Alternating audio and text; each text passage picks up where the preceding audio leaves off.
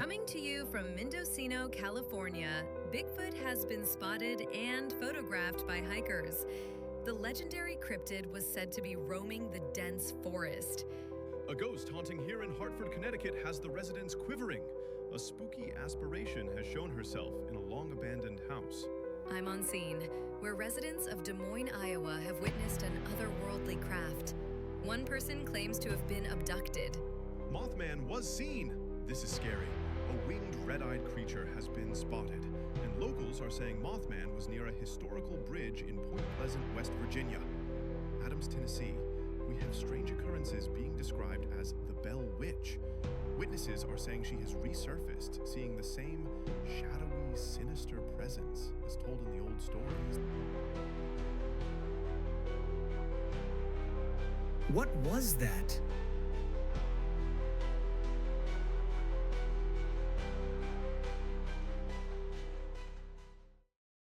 How would you feel if you were going down a country road,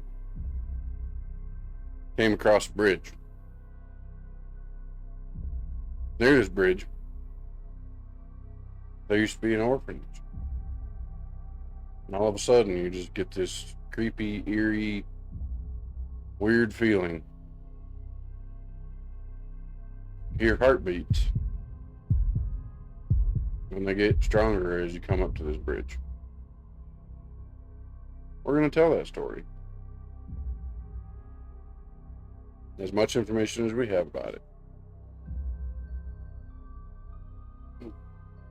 Hi there. Thanks for tuning into the What Was That podcast. I'm Robert. I'm Jacob. Just two guys that are really into the creepy, unexplained things of our world. Yep. We share the eerie personal stories that you, our listeners, send in to us, as well as stories that are already out there, but you might not know about. This is the best place for you to share your story. Get that eerie, creepy, spine-shivering feeling that we all know and love. We do. Very true. Today we're going to tell you a really weird story about an urban legend, Gore Orphanage Road in Vermillion, Ohio. A few short facts about not as well-known cryptids. And a short viewer submission giving us more information on the Soldered Children disappearance, as well as a couple other stories of our own. Yep. So, there's a road in northern Ohio, winding through farm fields, woods, and fading foundations. Locals call it Gore Orphanage Road.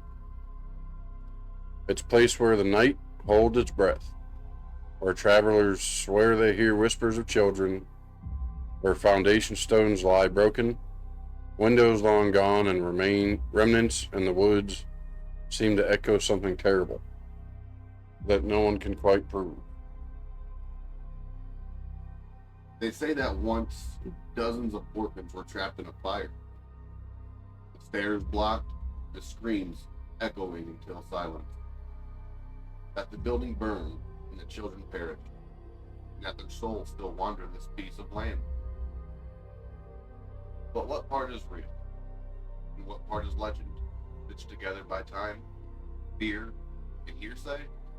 Tonight, we talk about, we walk Gore Orphanage Road. We dig into gore, legend, mystery, and perhaps something more. So we're in Vermillion, Ohio, Lorraine County. South of the small town, there's a road named Gore Orphanage Road. Off this route, past the Vermillion River Bridge, deep in the woods, lie the remains of structures. Foundation stones, scattered sandstone pillars. The ruins are often attributed to Swift Mansion, also called Swift's Hollow. Built in the mid-19th century by Joseph Swift, a prosperous farmer, the mansion was grand with marble columns, ornate woodwork, large rooms, and an estate that stretched across hundreds of acres. Swift's mansion changed hands fell into ruin. It burned. On a December night in 1923, Swift's mansion itself caught fire and was destroyed. But crucially, there are no credible records that children died in that place. Still, the ruins and the road are enough. For decades, teenagers have driven down this road at night, dared each other to approach the broken foundations, to sit and listen for voices. Here's how the legend takes shape. They say the site was once an orphanage called Light of Hope, run by Reverend Johann Sprunger and his wife, Katharina. The couple originally came from Bernie, Indiana, where they had run an earlier orphanage. After suffering personal tragedies, losing children of their own, they relocated to Ohio, allegedly building or operating the orphanage on Gore Orphanage Road around 1902 to 1903. According to rumors, life inside was brutal. Children slept in rooms infested with vermin. Rats ran across beds. Food was scarce, bad, sometimes rotten. Punishment was common. Beating with straps, harsh overseers. Some stories say church or prayer replaced real medical care. Then came the fire. One version, it started by accident. A lamp knocked over or a lantern left burning. Another version, it was set deliberately, either for insurance or something darker. On a cold night, the building caught. Flames spread, children trapped, screams filling the air. Doors locked from outside. Helpless orphans inside. Dozens killed, the cries lasted until everything was silent. Ghosts, people say, still weep. Lights flicker among the trees. Small handprints appear on car windows. The scent of smoke or burning flesh in the breeze. Apparitions of children running, hopeless, pale, crying for rescue. We'll take a pause there. How would you feel if you that? I don't know how I would react if something as bizarre as, driving down this road and seeing kids across the road, pale, crying, for help. It's just my first instinct, as a parent, it's like I would want to help them. Right. But at the same time, it's like, screw them kids. No. Right. Yeah. Yeah, and I mean, handprints on car windows, still smelling burning in the air. Like, I don't know. That's weird. Yeah, I don't know if I can handle something like that. Continuing on. But the legend, as vivid as it is, doesn't fully match the archival record.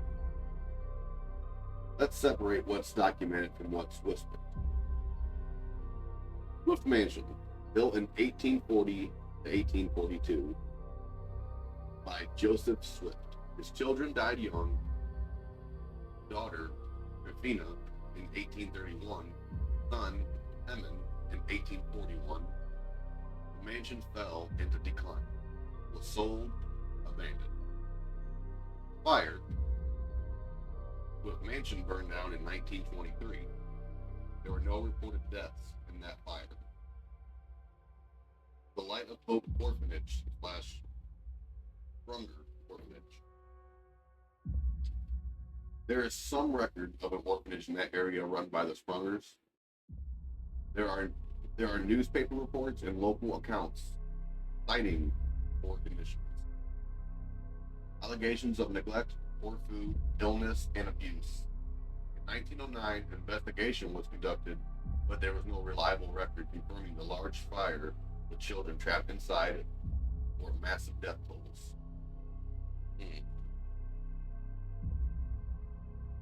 An actual documented death of a child of the orphanage was Charles Luhead, 14 in 1910. He died from a wagon accident while out with other orphan children. Historians and local officials have stated that much of the legend is amalgam. Stories merge over time.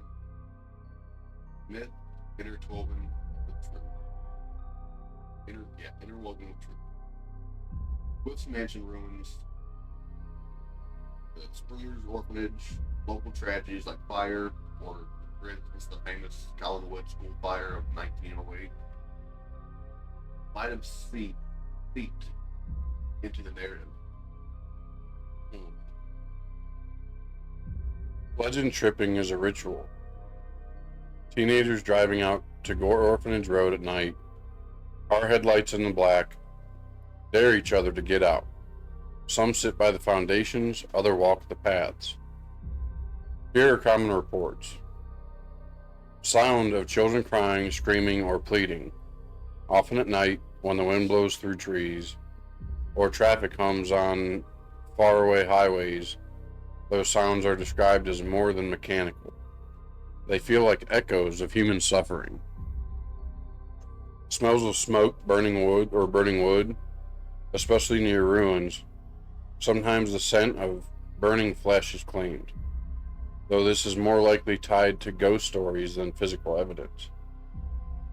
Small handprints and dust or condensation on car windows when returning after visiting the ruins, whether a prank, kids touching windows, or part of the legend, these stories are strong and frequent. Glowing lights or orbs seen among trees, strange shapes moving just at the edge of vision. Some say they see ghostly silhouettes, children running. Others simply feel watched. These sightings differ in details. Time of night, number of figures, appearance, but converge on the same unsettling sense that something is still there, beyond rational explanation.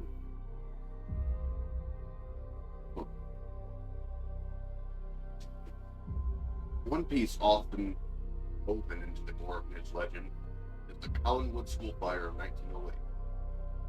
More than 170 children and adults died in that terrible blaze. Some historians think that the memories of that tragedy passed through families and communities, relocated in folklore to Gore Road over time. Elements of Collinwood blended with the story of the Springer Orphanage, with mansion and local ghost stables. Dramatic events tend to feel like folklore. People seek to make sense of horror, and stories spread. A small tragic accident becomes a blaze.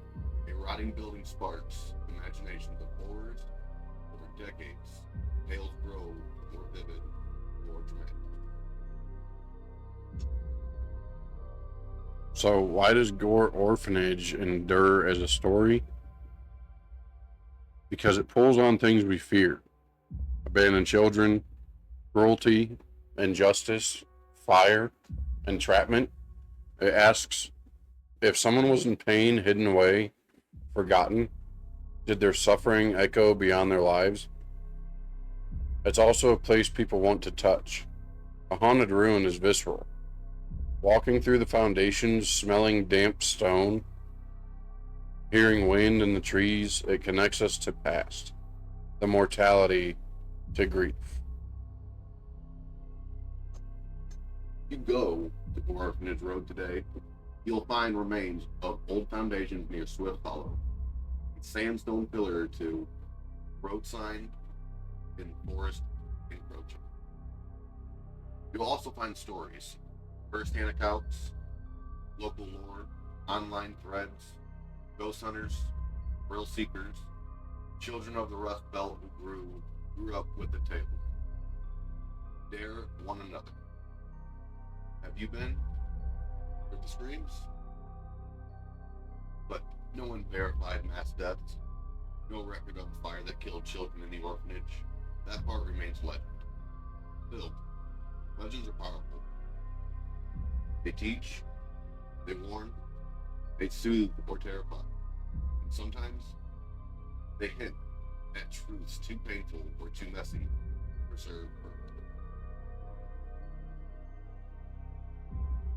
Gore Orphanage may never be true in the sense we want, but it is real in memory, real in fear, and real in the stories that we tell. So if you find yourself driving late on Gore Orphanage Road, past the river bridge, past rusted foundations, slow down. Listen, maybe you'll hear something.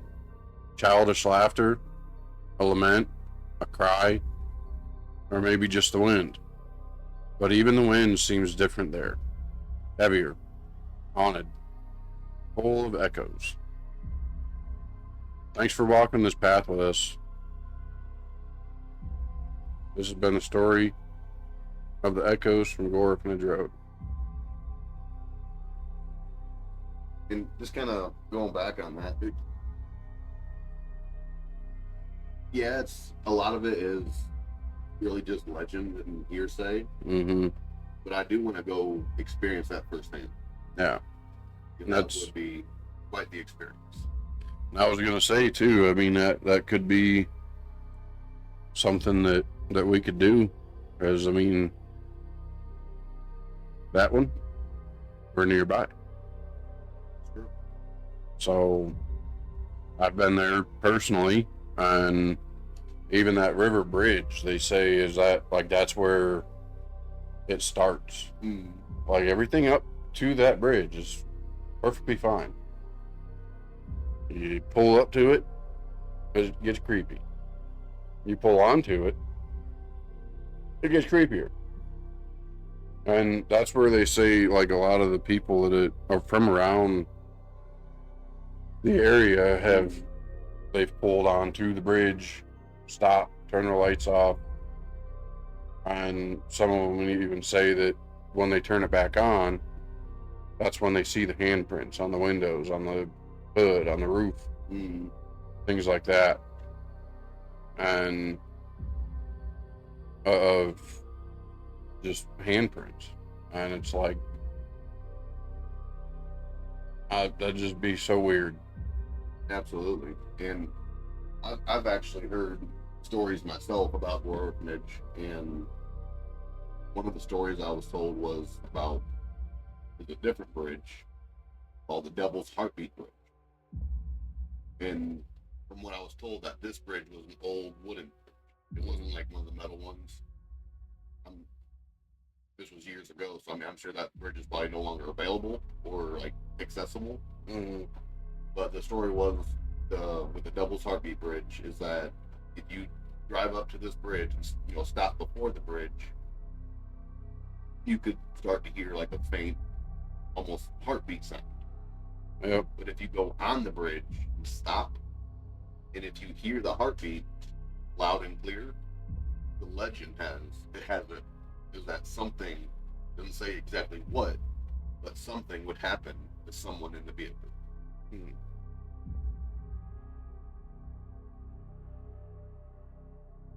I'm not gonna go to that part. No, sir. If we come across this bridge, we're going to do one of two things: turn around or do 90 miles an hour across it. And I think something that we could do is, if we do end up following through with this, is make a video of us there, see if we can catch on video what we experience, and it won't be as good of a quality as this. Absolutely. It'd be more of a home video type thing, but I think it would be a good experience as long as we can build up the funds to get enough depends to take with us. With the funds, I mean, that kind of relies on our listeners as well. I mean, the more people we get to listen, the more people that like, follow, and subscribe. No. That would actually help us out. We can actually start making a little bit of profit off of this. I mean, we are doing this for fun. We're not doing it for the money, but we could start making money off of this. Yeah, even just for the equipment or the experiences, anything helps. So, Absolutely. but yeah, I mean, I don't know. There's so much, especially being from around the area, that you hear. And I've even been back to see the stones and everything, but it's never been really like at night.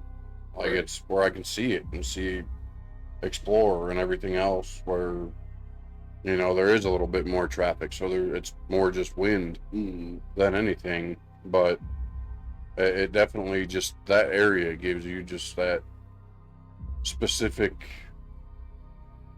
as much as I don't like to use the word vibe, that's what you get. Right. It's a weird one.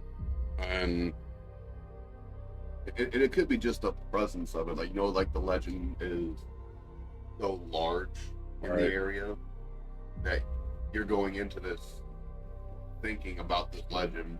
Like you're getting that pressure from it. Right. So like you have that mindset going in there of like, this is about to be real creepy. It's gonna get creepy. Right. I mean, it is what it's gonna be, as creepy or not as creepy as you make it or you want it to be. Yeah. Yeah. Well, I think we'll have to leave our viewers / listeners in a little bit of suspense for when that time comes. And maybe we'll make our podcast in that, or maybe we'll just make it a special extra video. So Just gotta stay tuned. yeah, find out for yourself. Absolutely. So moving on, get to some of our facts. I think. Love facts. Me too. Short stories, facts, just little snippets of other things this world has to offer.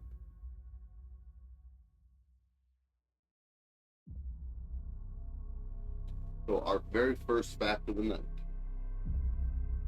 the Kelly Hopkinsville encounter. So in August 1955, in rural Kentucky, two families claimed they were terrorized by a small, glowing-eyed creature who floated rather than walked. Nope. Creatures about 3 feet tall, with claw-like hands and pointed ears, approached the farmhouse repeatedly over several hours. Gunfire supposedly had no effect. Investigators found bullet holes and witnesses who stuck to their stories for years. Some skeptics think that it was a great horned owls or a hoax. But the case that became one of the most famous close encounters of the third kind in American history. So, for you skeptics, an owl, a great horned owl. I mean, yeah, they're basically silent when they fly. Right. Like, I've been in the blind in the woods and had an owl fly right by me and didn't hear it. I watched it. Like, I watched it leave from the branch where I seen it. I watched it fly right by me, not a noise. Yeah. Not one. But they don't float. And I know that they don't stand 3 feet tall. Right. I mean, that's pretty big for an owl. Right. Like, so for the skeptics on that one, you gotta be a little bit more logical.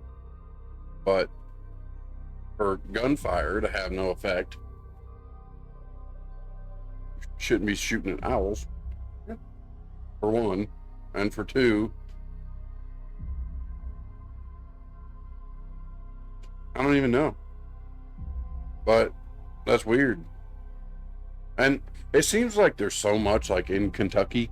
Yeah. I mean, I know it's a lot of woods and mountain and like forest and everything else, but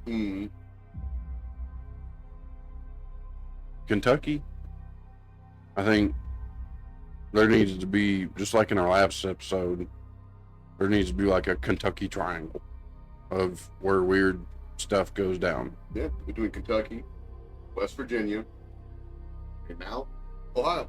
Yep. Really not gonna be like a triangle, but Right. a J. Well. So on to our next one. The vanishing village of Lake Anjikuni, 1930s. So we covered this a little bit in our last one. Right. And we wanted to kind of just give a little bit more information on it. This one's about a fur trapper named Joe LaBelle came upon a remote Inuit village near Lake Anjikuni in Canada, only to find it completely deserted. He reported food left on tables, sled dogs dead from starvation, and graves unearthed and emptied. Though later journalists suggested that the story may have been embellished or misreported, the vanished village had persisted in a paranormal lore. To this day, the disappearance has never been officially explained. And like I said, I mean, I know we covered a little bit in the last one, but it's still just, I don't know, you just look at the story. I think maybe that could be like one of our bigger ones for an upcoming episode, and or we can uncover a little bit more information on that. Right. Because and there's always going to be skeptics. There's always going to be people that, oh, you're just full of it, you know. Right. But is there a reason Joe LaBelle isn't trusted enough to believe him? Like he just showed, like, why would he just make that up? Right. Like he just showed up, there's no one to be found, food left on tables, Sled dogs died from starvation. yeah, and for whatever reason graves dug up and empty. Like, I mean, I think we'd know if there was a zombie horde. So, One can hope. right. If hope is what you want to use. But, yeah, I mean, it's never really been explained. It's never, so I think that's something to dig into for a future episode. Absolutely. Yeah. Moving on to fact number 3. I know we kind of, in your last episode, we kind of touched base on it a little bit. So the Mothman of Point Pleasant. Yeah.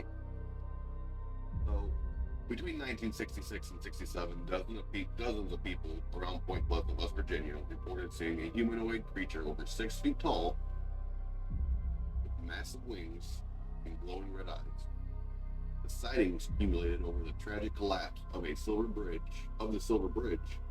in December 1967, which killed 46 people.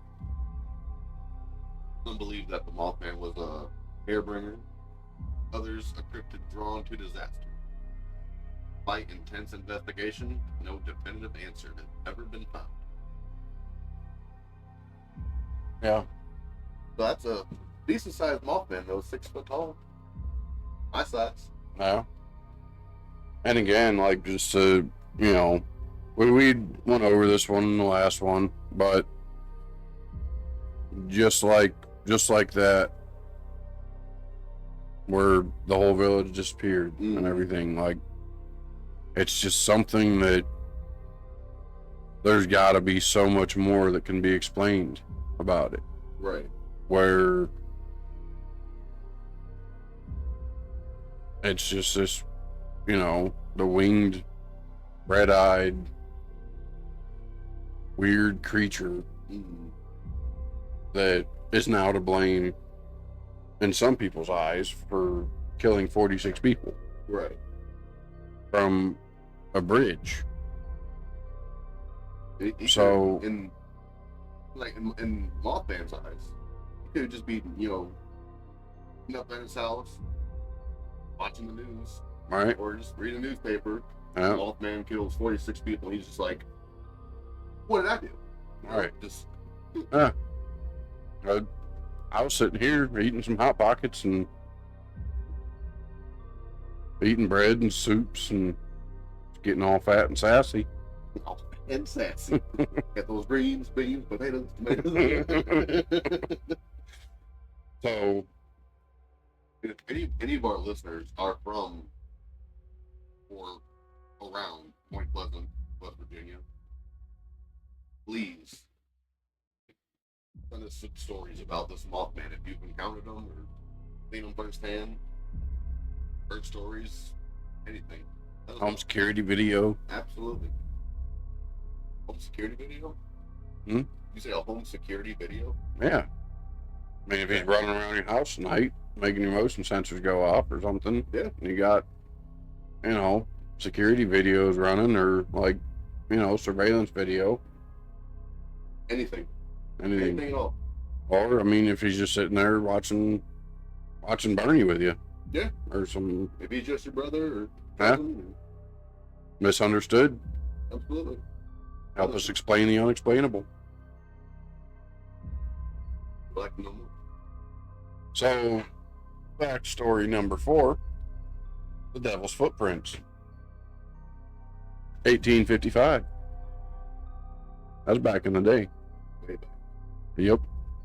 In Devon, England, after a heavy snowfall, villagers awoke to find a single line of hoof-like prints stretching over 100 miles, crossing roofs, rivers, and walls without disturbance. Rudolph. People called it the work of the devil or some supernatural force. To this day, no one can explain how the footprints were made or how something could traverse such an impossible route overnight. Sounds like a horror story from Santa Claus. Right? Yeah, that's like some Krampus type stuff. Right. But in England though too. I don't know. I know some weird stuff happens there all the time too. Mm. And a lot of the stories we cover are mostly U.S. based, but Right. even in England, I'm sure they have their own weird cryptid things that just happen. Yeah. No one knows what they're talking about, or no one knows what happened, Mm. so they sound like they don't know what they're talking about. For all them skeptics. Right. So, and like a lot of like scarier movies, like not really scary, but just like werewolf movies. right. A lot of those are like from England. Mm-hmm. They're like based in England somewhere. All right. I mean, I'm sure. I know the entire world has their own theories of cryptids or ghostly phenomena or even UAPs or UFOs, whichever you prefer. Just they have their own stories, and you want to reach to them, and you want to hear them. Yeah. Moving on to our 5th and final fact of the night. The Wow Signal, 1977. On August 15th, 1977, Wow.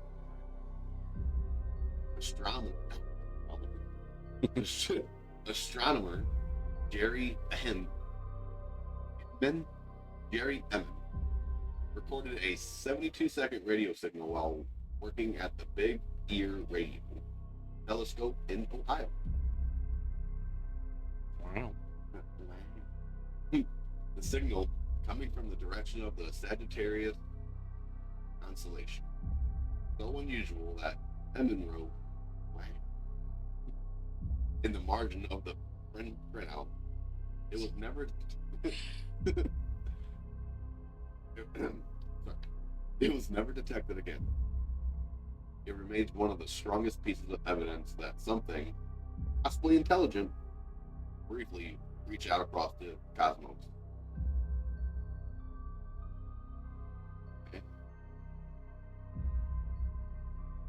Wow. Wow.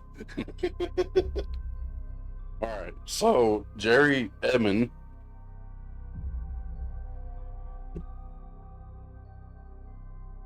Big Ear Radio Telescope. To be honest with you, never heard of it. Never heard of it. Sagittarius constellation. Mm-hmm.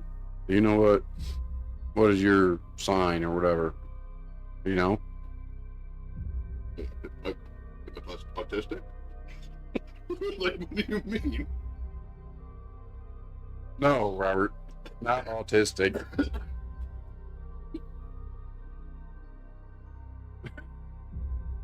Like your Horoscope thing? yeah. I think Aquarius. Well, I don't know what being Sagittarius or that constellation has to do with it. But I'm assuming they're not very wordy. If all he wrote was wow, and that's all they know about it. Yeah. So I think it's something else that we're going to have to look a little bit deeper into. Absolutely. And find out some more information. Because, I mean, from what it's saying is it's just a signal that was unusual. And you wrote, wow. I'm I'm thinking. So something, we didn't reach out to something. Something reached out to us, or Right. something reached out and we just kind of caught it. I mean, that might be what. Now, and it reached out across the cosmos, so it could have just been, on accident. It was trying to call Grandpa down the road, Mm-hmm. a couple more galaxies away, and we were just that, thing in the way. 5G. Yeah. Bars went down. SOS. Lost the call. We caught it on the way. So, for that one, we'll try to give you more on that one at a later date. Absolutely. So, for this one, we have a viewer, listener, subscriber, follower, whatever you might Podcast want to consider enthusiast. yourself. Submission. It's not necessarily her or his own story. They want to remain anonymous. But it's just a little bit of added information on the Solder Children story from a few episodes ago. Mm-hmm. And so we wanted to read a little bit of this off to you. So they said, great podcast on Solder Kids. Thank you very much. We appreciate that. Absolutely. End of it. That was it. That was the end. Yep. See ya. No, but the Solder Children is a sad but fascinating case. Here are a couple of additional interesting facts if you're interested in regards to the picture of Lewis that was addressed to the mom, Jenny. She did have a brother named Frank Cipriani, who could be Brother Frankie. So in that, and I appreciate because that was one of the biggest things we were trying to find out was like, Right. Brother Frankie, where'd that come from? Yeah. And which makes sense now.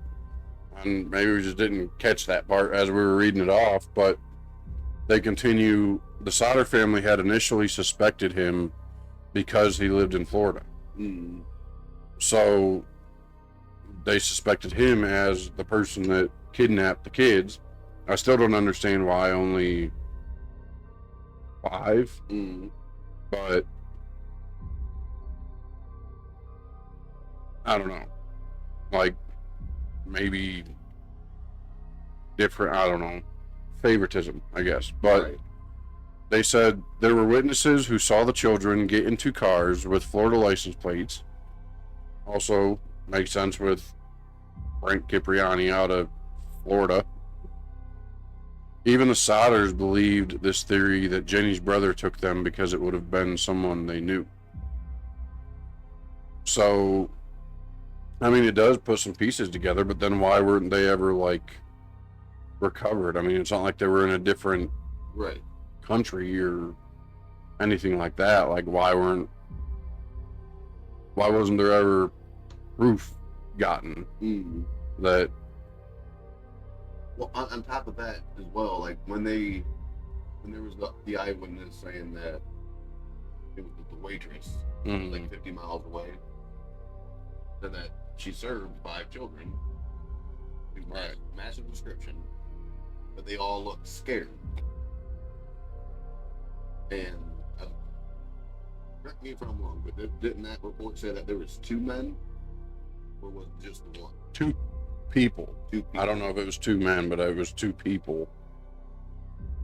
Besides the 5 children. Like Yeah. other than the 5 children. Yeah. And they wouldn't let the children speak. Right. So, I mean, maybe something deeper going on, but then why it had to be like a, in a way, kidnapping type of situation. That makes me wonder why, or what else was going on where, like I said, it was that, but then they're afraid. So, I don't know. But we have a little bit more information from the anonymous submitter. And you want to do that part of me? Absolutely, I'll do it. All right. So this person goes on to tell us, another point to mention is that Jenny's father died a year before the fire, and there was a possible settlement dispute with Frank over their father's estate. Jenny's younger brother Jimmy was also present at the scene of the fire the next morning. The man who threatened them, George's former employer, mentioned that Jenny wasn't signing the settlement papers. This could very likely connect the two and also be a possible motive. Also, thank you again for a great video. And thanks again. Really, thank you for watching. So, but yeah, I mean, maybe it was a team up type thing where, the settlement's going on. I really couldn't imagine, for their father's estate, but so what? Like, I can't have it, so neither can you? Is that where they were living? Is that what burnt down? Right. Or was it their own, personal house and belongings and everything else? But George's former employer mentioned that Jenny wasn't signing the settlement papers. So, and George was the dad, right? Yeah. Well, there was George Sr. and George Jr. So, but if the settlement with Frank was about their father's estate, what would George's former employer have to do with Jenny signing settlement papers?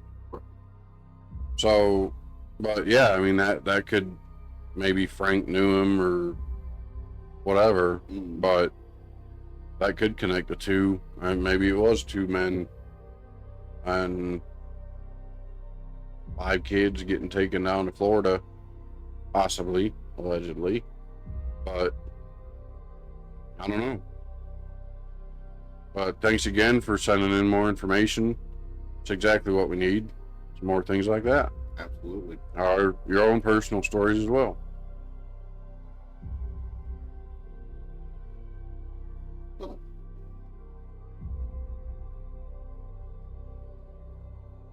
I think we have our own personal stories to tell. Yeah. Go first. You want me to go first? I'll go first. Mine's short. So, you know, in our first episode, I kind of explained a little bit about, you know, with my oldest having, you know, standing in the corner talking to a light, basically in the middle of the night. But when I was little, and I lived, you know, in this house with my mom and my sister, and to this day, I still don't really know what it was. It could have been a dream, it could have been a nightmare, it could have been something that I actually seen with my eyes, it could have been, I don't really know. And so, when I was little, shoot, I don't even know. I was probably 7, maybe 7, I would say. That'd be my closest guess. And somewhere between like 7 and 10, I'd say. But we lived in this house, and all I really remember is waking up. It's the middle of the night, and for whatever reason, I got up and walked to my sister's room. And like, we're both upstairs, my mom was downstairs, and her bedroom door was literally just like across from mine. And so I went out, into her room, and I remember just seeing a figure. It seemed like a figure of a man just standing over her bed, just looking at her. And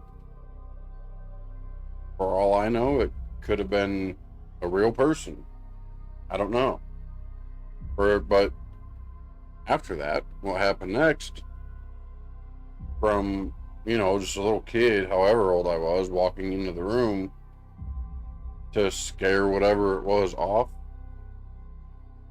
it jumped through the window, but the window was closed. It wasn't open. That's what makes me think like it had to have been something ghostly, some kind of whatever, spirit or something. And I want to say it wasn't too long after my grandpa passed. And like, because part of me always remembers it as like, it almost looked like him. But the window was closed, and it just jumped straight out the window and landed in the front yard and just took off. Gone. Ooh. Bye. And to this day, like, I don't really remember a lot from when I was younger, when I was, you know, a little kid. Like, I don't know, there's some kind of block there. Like, I don't remember, but I still remember that. Like, it was just very weird, very creepy, very just odd. Like, I never knew what to think about it, even today. I don't know, like, it's just standing there. I walk in the door, it books it, jumps out the window that isn't even open, and lands on the front yard, and then just gone. So, like, for it to just be able to jump through the window that's not open, I don't feel like it was an actual person. But, you know, it just brings up a bunch of questions. Why? What was it? Why was it there? Why was it just standing there, looking over? My sister's sleeping. Like, I don't know. It was just... Like, do you remember, like, any, like, specific details of this, like, shadow figure? Or... It just looked like a regular, like, at least from what I could see of it, of, like, the silhouette was... It was just, like... It just looked like a man. A grown adult man. And there was like, no, like, specific details. Like, didn't have, like, long curly hair or something. It just... No. Just... one person. Yeah. Like, I mean, it didn't seem like there was long. I don't think there was long hair or anything. Just like jeans, like a jacket, almost like a, you know, one of them. I'd say like the jean jacket type, but the brown, like the fake leathery looking, is kind of distressed, and just a normal dude haircut.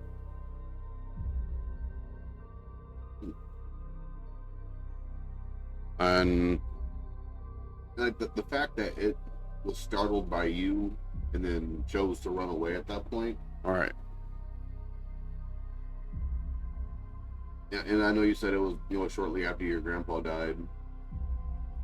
But I would think, if it was your grandfather, it wouldn't have ran like that. right. And that's kind of what I've always thought is like, if it was that, like, why would it have just poof gone? Like, but even if it was, why not just, poof gone rather than jump out the window? And like, but part of me always feels like it's just one of them dreams that you just kind of always remember. Like, did it actually happen? Was it actually a thing?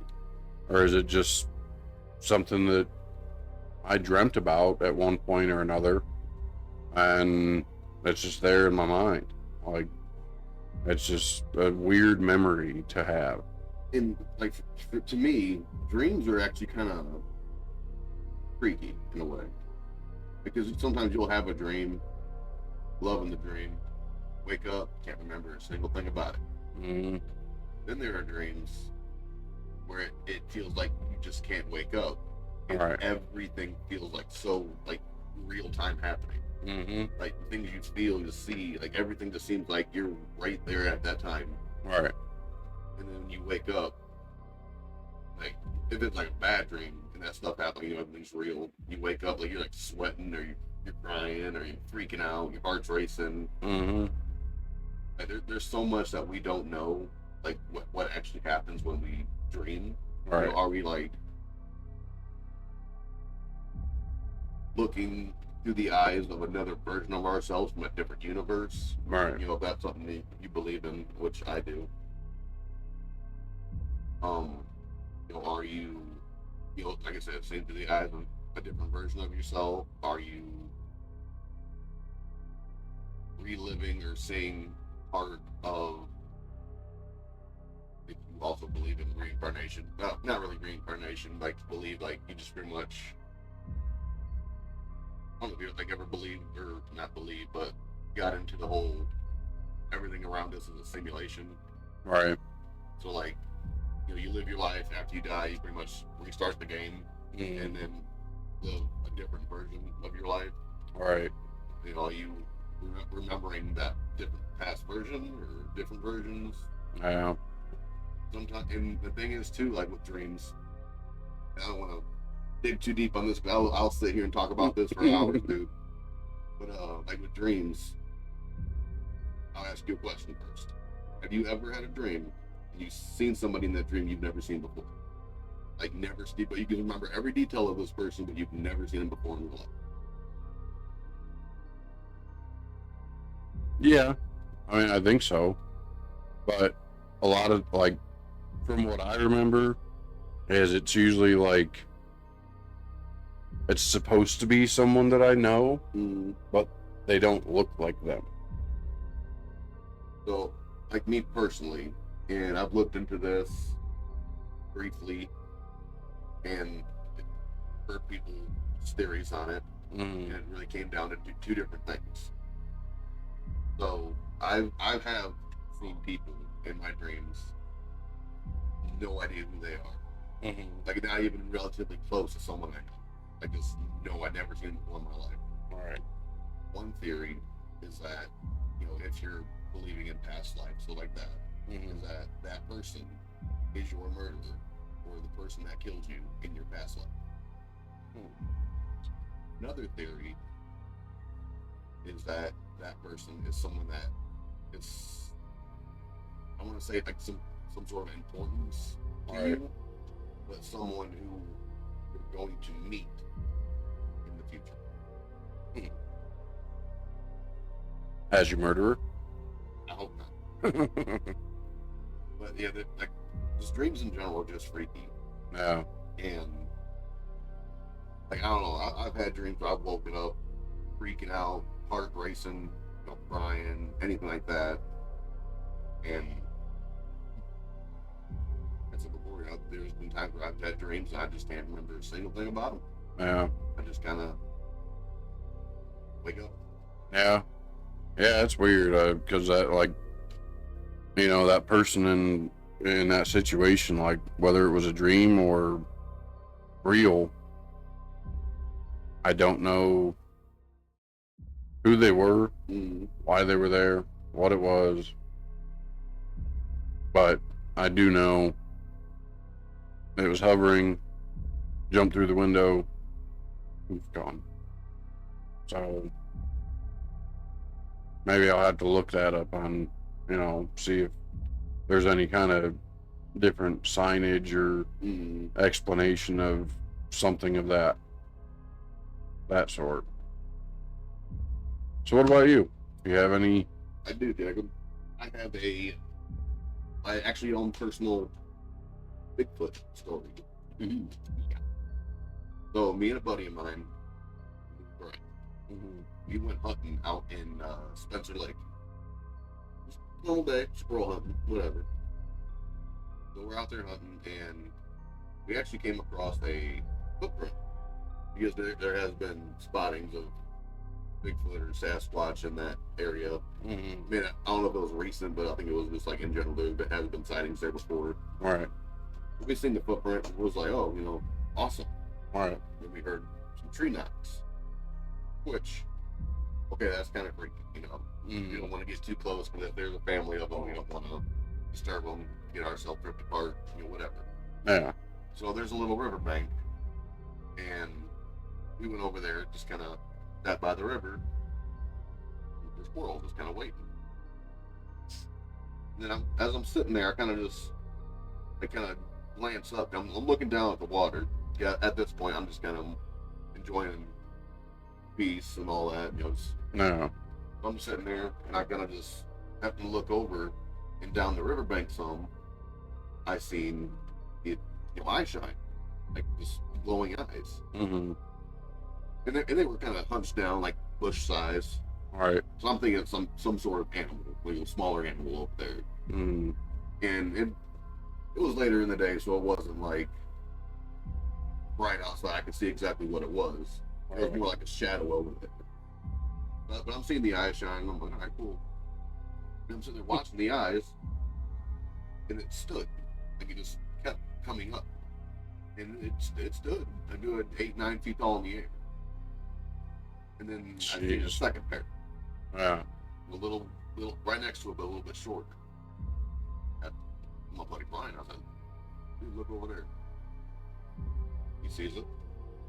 Both kind of like, all right, it's not doing anything stupid, we're not going to shoot at it or whatever. Mm.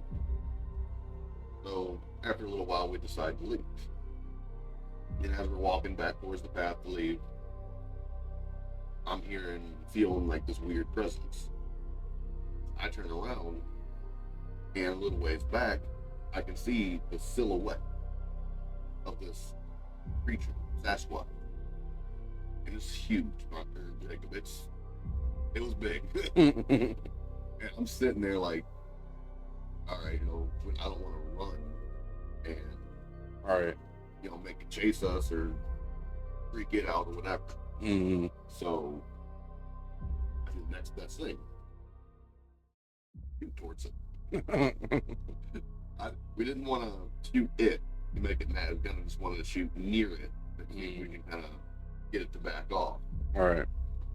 So we shot in that general area. Didn't even budge. Just kept standing there. Now, that was the only time in my life where I have literally almost pooped myself. Yeah. When you shoot at something standing that tall, just looking at you, mm-hmm. and it doesn't even blink. All right. Time to go. Just glaring. So we just we didn't run, but we just turned around Yeah. and just kept walking, kept looking over our shoulders, making sure it was either not trying to kill us, still standing there, and it did follow us a little ways. And once we started getting closer to where all the vehicles and stuff are, kind of just stopped and disappeared. Yeah. Dang. Yeah. I'm not going to hunt with you.